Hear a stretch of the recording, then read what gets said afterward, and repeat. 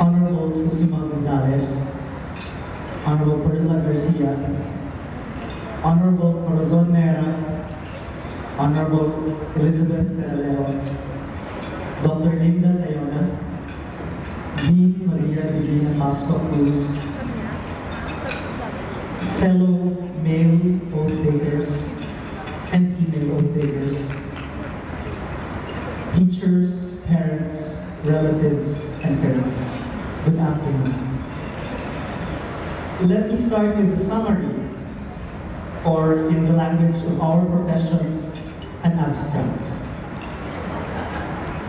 We did not win the lottery. Let us remember those who are not here today. We already are, but not yet. And finally, do unto others what you would have others do unto others. One, we did not win the lottery.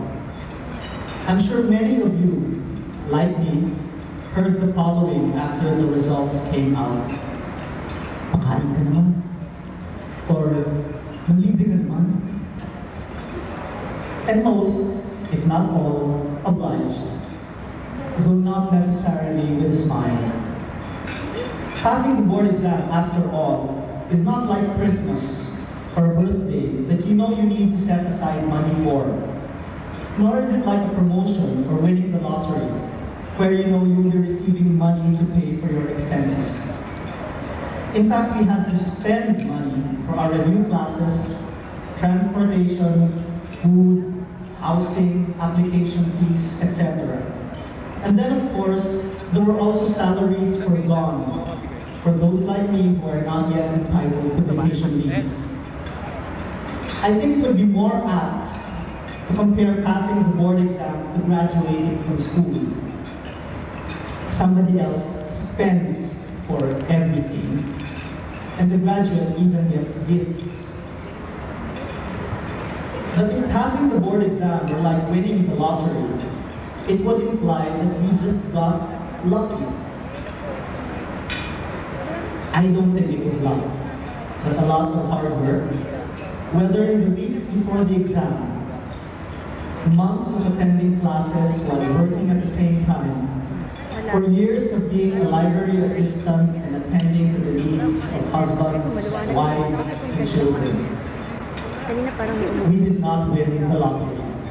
We did not get lucky. We deserve to be here.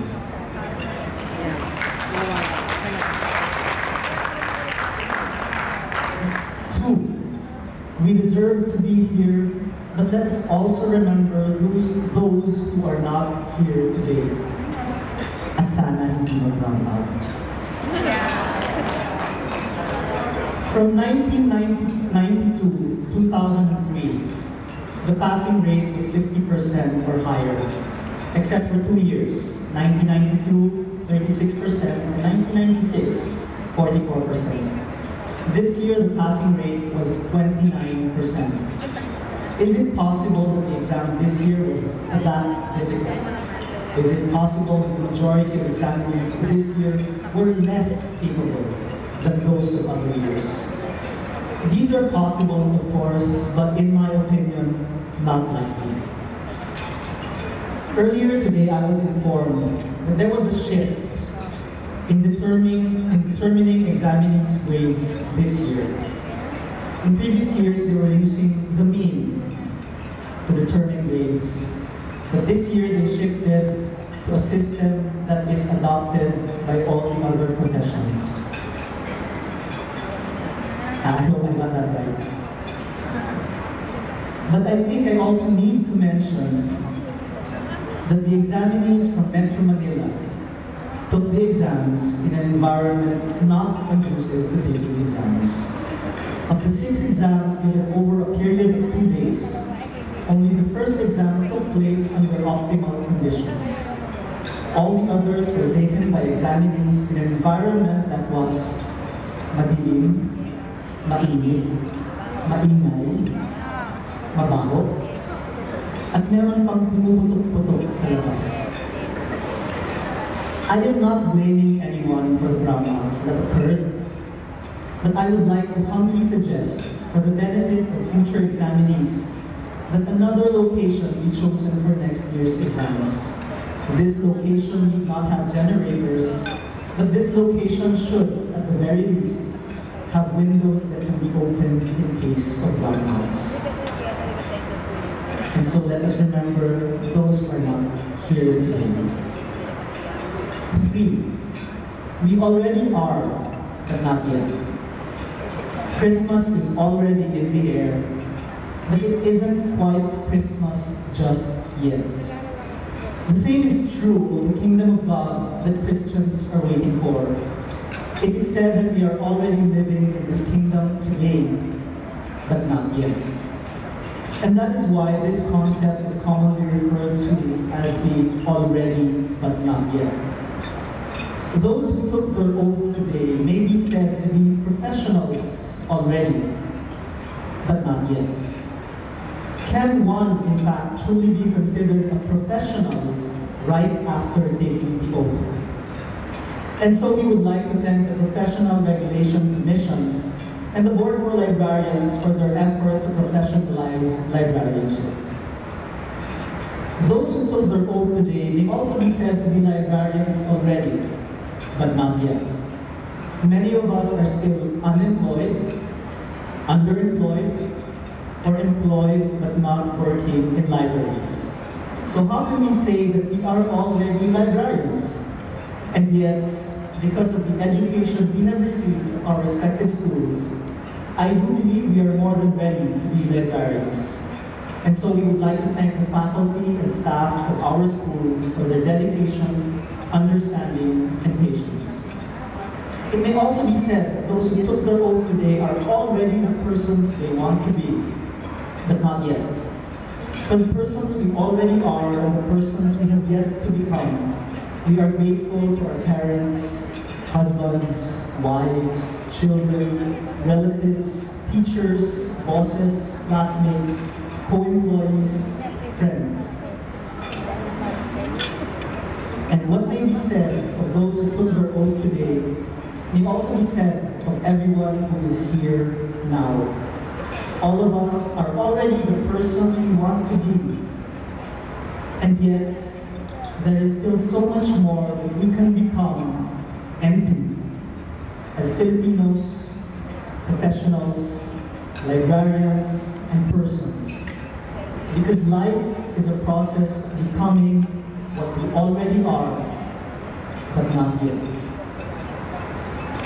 Finally, do unto others what you would have others do unto others.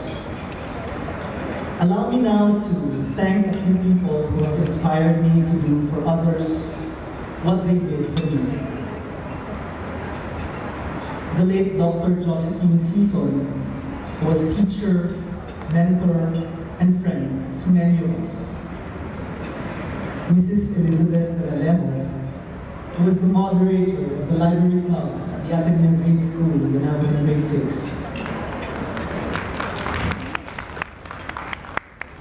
Dean Maria Divina Pasco Cruz and the faculty and staff of the Institute of Library and Information Science of the University of the Philippines who made it possible for me and all of us from UP to get our degree, and this of course allowed us to take the board exams.